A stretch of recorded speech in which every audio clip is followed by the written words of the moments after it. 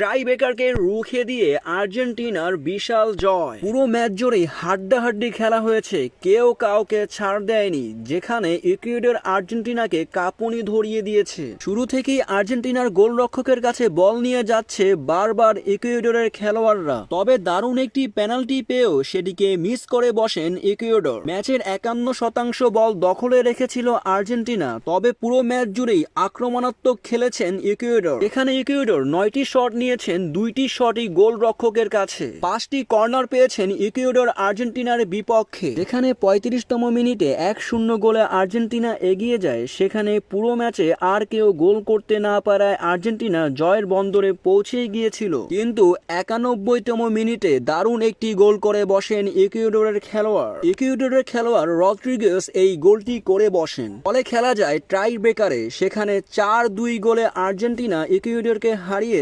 Semifinal নিশ্চিত করে।